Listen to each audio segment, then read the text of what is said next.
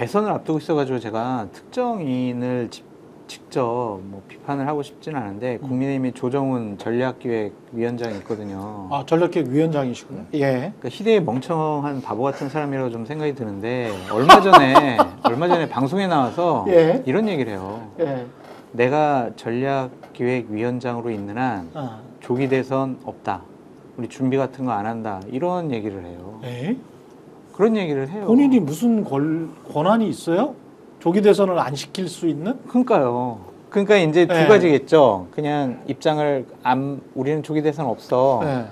라는 생각을 강화시키려고 하는 것도 있는 거고 네. 그걸 인정하고 싶지 않은 부분도 있는 것 같은데 그러한 메시지는 당대표나 원내대표가 내는 것만으로 충분하거든요. 그렇지. 전략기획위원장은 실무자예요. 그러면 조기 대선이 벌어질 거를 가정을 하고 우리가 메시지 정책 노선에 있어서 어떻게 해야 되는지를 기본 전략을 짜는 사람이 전략기획위원장이란 말이에요. 근데 그 사람이 조기 대선 없어.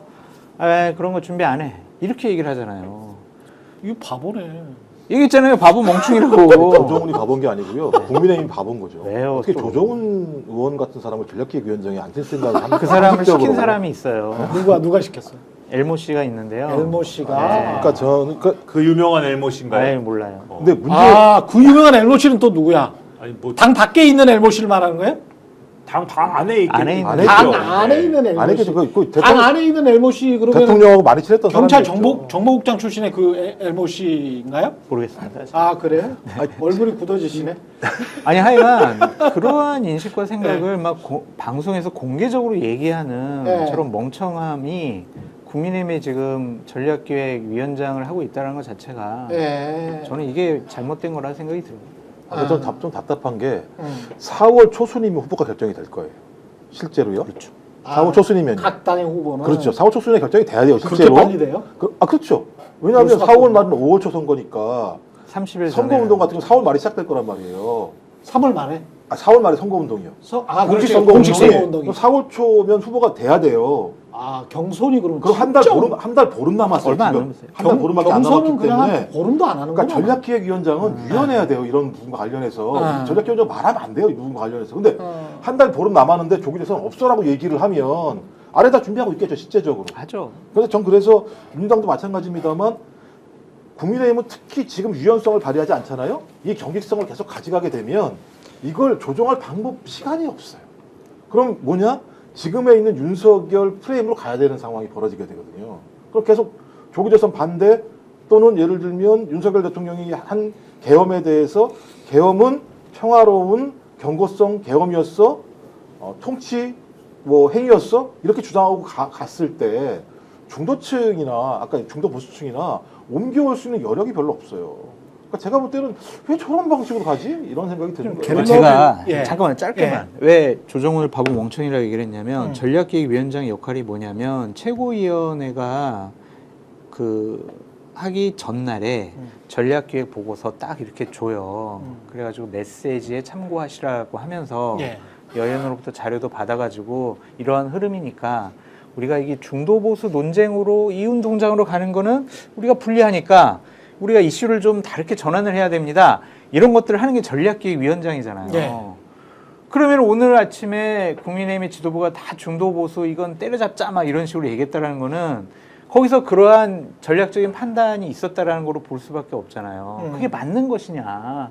좀 그래서 자꾸 그 단위에서의 판단과 능력을 좀 바보 같다라고 말씀을 드리는 겁니다. 제가 여기서 이제 조금 사족을 또 달자면은 이 조정훈 의원이라는 분이 그러니까 전략기획위원장으로서 조기 대선이 없다라고 얘기하는 게 근데 말씀하셨듯이 실제 조기 대선 준비를 안 할 수 없는 것이고 안 하고 있는 것도 아니지 않습니까?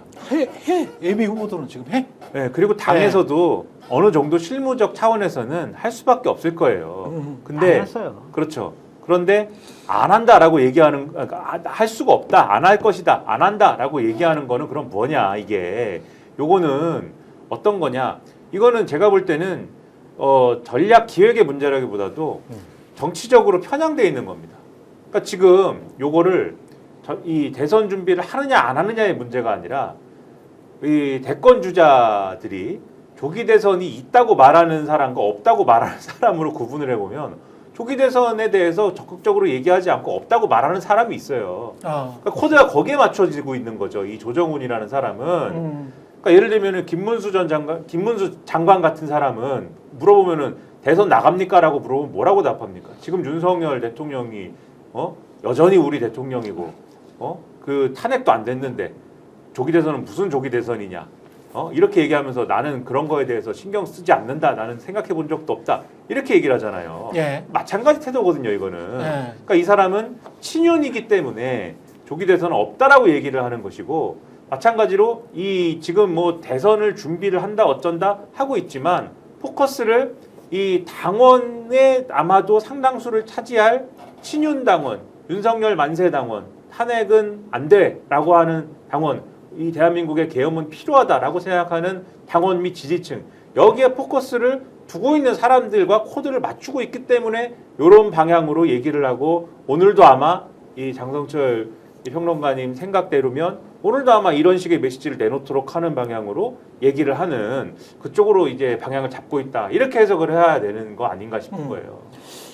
스픽스는 말하는 언론입니다. 대세는 유튜브, 그중에서 스픽스. 좋아요, 댓글, 구독, 알림 설정. 여러분이 저희를 사랑해 주시고 우리가 여러분을 사랑하는 4가지 방법입니다.